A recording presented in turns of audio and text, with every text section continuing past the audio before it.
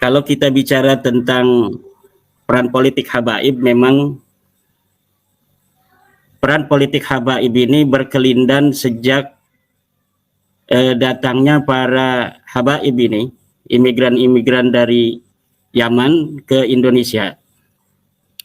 Kita tahu bahwa di awal abad ke-19 sampai tahun 1943 adalah masa di mana para habaib, nah ini disclaimer dulu bahwa habaib itu dalam perspektif saya adalah para keturunan dari Ba'alawi, keturunan Alawi bin Ubaidillah itu kita sebut sebagai habaib.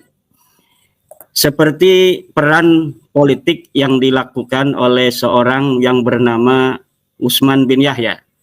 Habib Utsman bin Yahya paling tidak di dalam sejarah perpolitikan di Nusantara sejak kedatangan para imigran Yaman ini di awal abad 19 sampai tahun 1943 itu minimal ada 3 hal sehingga para pemerintah Belanda memberikan patronase politik kepada Habib Utsman bin Yahya, yaitu yang pertama adalah karena legitimasi keagamaan yang diberikan oleh Habib Utsman bin Yahya terhadap pemerintahan kolonial Belanda, di mana menurut Habib Utsman bin Yahya, pemerintah kolonial Belanda adalah pemerintahan yang sah ada di Nusantara.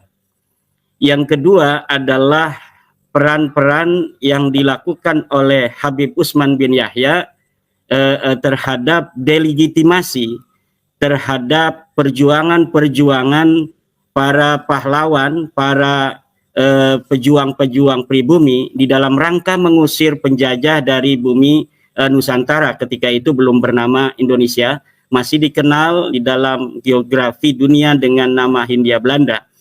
Ya, peran yang ketiga adalah dari Habib Utsman bin Yahya sehingga dia mendapatkan patronase politik yang kemudian diangkat menjadi seorang advisor bagi pemerintah Belanda adalah delegitimasi beliau terhadap aliran-aliran tarekat di Indonesia, di mana menurut Habib Utsman bin Yahya, thariqah-thariqah yang berkembang saat itu di Indonesia telah menyimpang dari ajaran-ajaran Islam.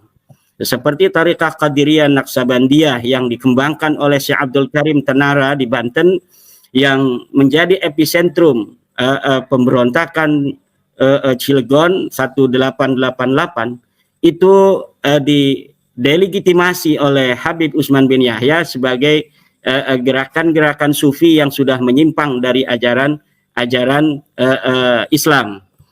Itu paling tidak peran-peran politik dari Habib Utsman bin Yahya yang dari peran-peran yang dilakukannya itu dalam tanda kutip loyalitas yang tiada batas dari seorang Habib Utsman bin Yahya terhadap pemerintah kolonial Belanda, sehingga ia mendapat patronase politik dari pemerintah Belanda, diangkat menjadi salah satu penasehat kolonial Belanda, bahkan mufti Belanda yang mendapatkan gaji 100 gulden setiap bulan dari pemerintah kolonial.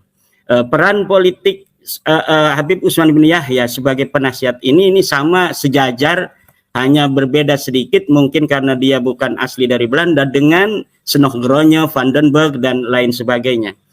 Menurut Nico Kapten yang menulis sejarah biografi daripada Habib Utsman bin Yahya, yang dia juga menulis sebuah buku dengan judul The Arab in the Netherlands is Indies, yang saya juga pernah bertemu langsung dengan Nico Kapten di Leiden, Belanda, bahwa ada satu lagi peran daripada Habib Utsman bin Yahya sehingga dia mendapatkan patronase yang begitu besar dari pemerintah kolonial Belanda adalah ketika beliau membuat sebuah doa khusus untuk Ratu Belanda Wilhelmina dalam rangka pelantikan Ratu Wilhelmina sebagai Ratu Belanda pada 1898.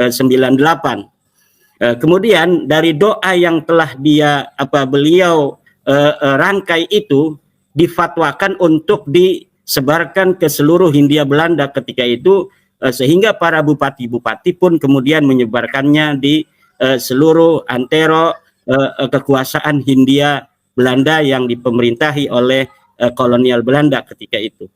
Nah, kemudian pada masa sebelum kemerdekaan.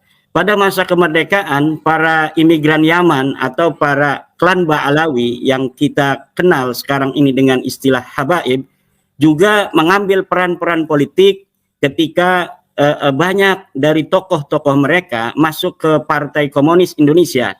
Seperti kita kenal DN Aidit, Fahrul Barokbah dan lain sebagainya. Bahkan Fahrul Barokbah DN Aidit ini sampai menempati posisi paling tinggi di Partai Komunis Indonesia. Kemudian di zaman Soeharto, bagaimana kita mengetahui seorang Habib yang bernama Habib Muhammad bin Ali Al-Habsyi dengan Habib Salim Jindan yang masuk dalam politik praktis dengan masuk ke Partai Golkar yang ketika itu masih bernama Golkar. Kemudian pada tahun 1971 itu setelah Golkar mencapai kesuksesan memenangkan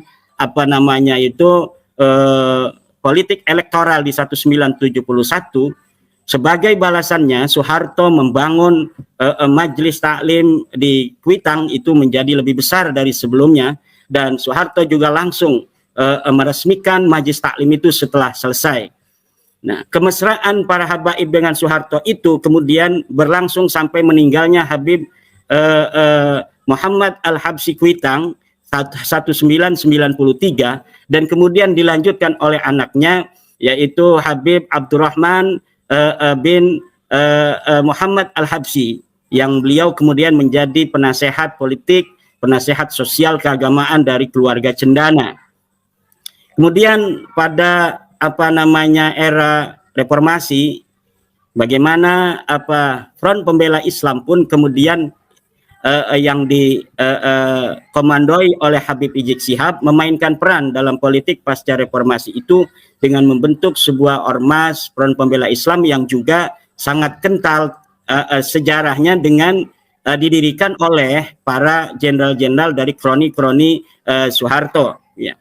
Kemudian pada politik 2019, para habaib ini pula kemudian memainkan peran-peran politik dengan mendukung Prabowo dan Sandi sebagai calon presiden dan wakil presiden, yang juga Prabowo kita kenal sebagai menantu daripada keluarga Cendana, daripada Jenderal Soeharto.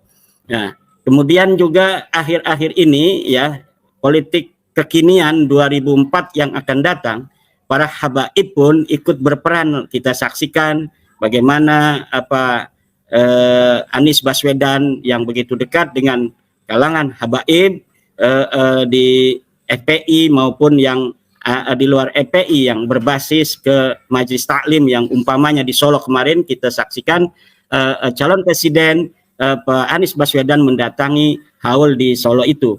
Juga bagaimana di pihak yang sebelah, yaitu pihak Prabowo Sandi, di situ ada Habib Lutfi bin Yahya yang juga memainkan peranan yang rupanya juga cukup penting di dalam pasangan Prabowo Sandi itu. Ya. Yang saya belum lihat adalah dari pasangan Ganjar dan Mahfud MD. Apakah di situ ada juga peran-peran habaib yang masuk ke dalam kancah perpolitikan 2024 ini dengan mendukung Mahfud, Ganjar dan Mahfud. Ada satu yang saya lupakan, yaitu pada saat berbarengan dengan Habib Utsman bin Yahya pula di Aceh itu ada seorang habaib yang bernama Abdurrahman Al-Masyhur, yang lebih dikenal dalam sejarah dengan nama Abdurrahman Az-Zahir, di mana patronase dari Kesultanan Aceh begitu besar terhadap beliau dalam rangka bagaimana pergumulannya dengan keluarga-keluarga kesultanan sampai beliau diangkat menjadi mufti agung. Dan dalam perang Aceh abad 19 kemudian beliau diangkat menjadi salah seorang panglima perang di Aceh. Tetapi kemudian sejarah mencatat beliau Habib Abdurrahman Az-Zahir ini kemudian berkhianat kepada masyarakat Aceh dengan kabur dari medan perang dengan iming-iming 30.000 gulden yang diberikan oleh pemerintah kolonial Belanda dengan imbalan dia tidak lagi memobilisasi masyarakat Aceh untuk perang melawan Belanda. Nah, kemudian Habib Abdurrahman Az-Zahir ini memilih dia untuk menerima 30.000 gulden dengan meninggalkan pasukan. Dan ini bisa kita saksikan di dalam catatan-catatan masyarakat Aceh, juga dalam catatan-catatan para sejarawan. Nah, itulah gambaran di mana para habaib ini, para Ba'alawi, dari sejak kedatangannya sampai sekarang ini tidak bisa dipisahkan, ya, tidak bisa dijauhkan dari peran-peran politik dari mereka.